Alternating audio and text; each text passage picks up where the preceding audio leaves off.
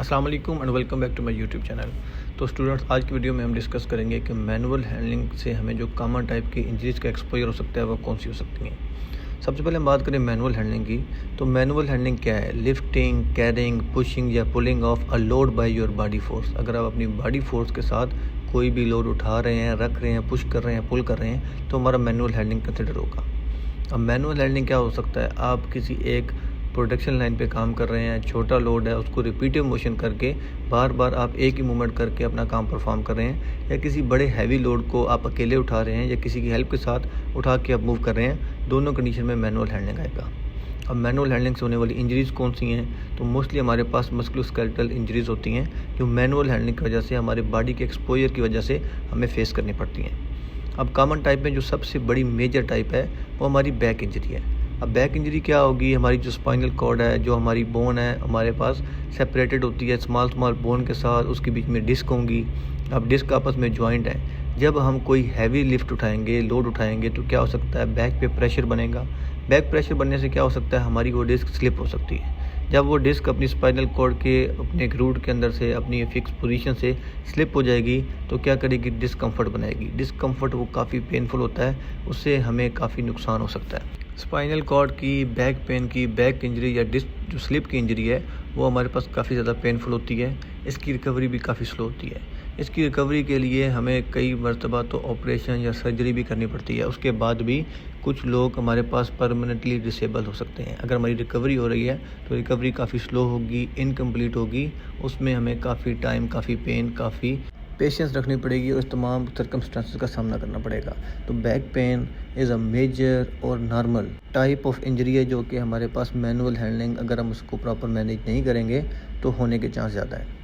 Next हमारे पास जो common type आती है वो है टेंडन या लिगामेंट इंजरीज़। हमारे ऐसे मसल जो हमारी बोन्स के साथ टाइट होते हैं, जुड़े होते हैं, और इसी तरह उन्होंने बोन्स को आपस में जोड़ा होता है। किसी भी ज़्यादा या अनइवन लोड को हमने उठाने की वजह से जब उस पर फोर्स पड़ेगी तो वो हमारे मसल वहाँ से डिसलोकेट हो जाएंगे, डैमेज हो जाएंगे।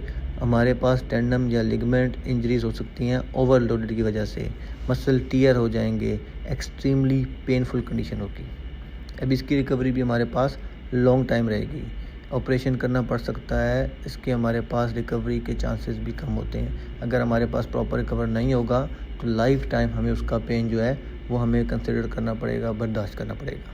तो टेंडन या लिगामेंट इंजरीज़ जो हमारा मसल बोन के साथ है, लोड की वजह से, टेंशन की वजह से टीयर हो सकता है, डैमेज हो सकता है, जिसकी वजह से हमें इस तरह की इंजरीज़ का भी एक्सपोजर सामना करना पड़ सकता है।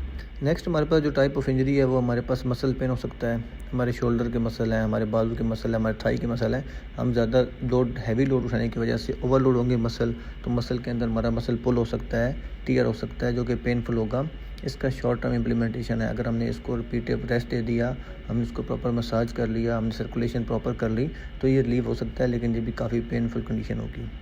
हर्नियाज़ हमारे पास क्या है? हमारे पास हर्नियाज़ में एब्डोमिनल पेन हो सकता है। हर्निया के अंदर भी आपका जो लोअर बॉडी एब्डोमिनल एरिया है उसके अंदर आपका मसल डिसलोकेट होगा, टीयर होगा, और इसका सोल्यूशन के लिए भी हमें सिवियर केस में जाके ऑपरेशन करना पड़ेगा।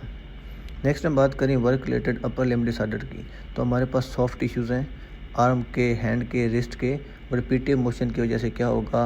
वहाँ पे कंडीशन ऐसी आ जाएगी जिसमें आपके मसल अफेक्ट होना स्टार्ट हो जाएंगे। तो आपने इसको कैसे मैनेज करना है? एक्सपोजर कंट्रोल करके आपने इसको मैनेज करना है। स्टार्ट पे हमारे पास माइनर डिस्कम्फर्ट होगा।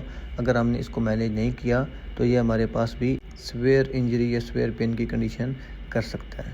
नेक्स्ट हमारे पास ऐसी इंजरी जो हमारे पास मैनुअल हैंडलिंग से हो सकती है, cut, burn, dislocation and bone broke हो सकती है।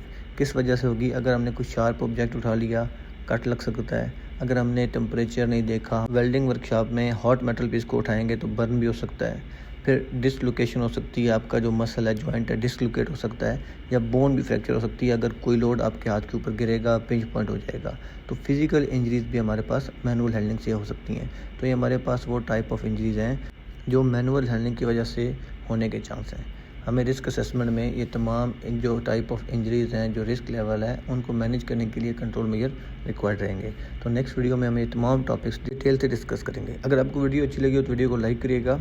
वीडियो के एंड पे आपसे रिक्वेस्ट करूंगा कि मेरे यूट्यूब चैनल को सब्सक्राइब करना और बेल आइकन दबाना ना भूलिएगा, ताकि आपको इस तरह की नेक्स्ट इन्फॉर्मेटिव वीडियो और next topic video on time notification के साथ मिल सके।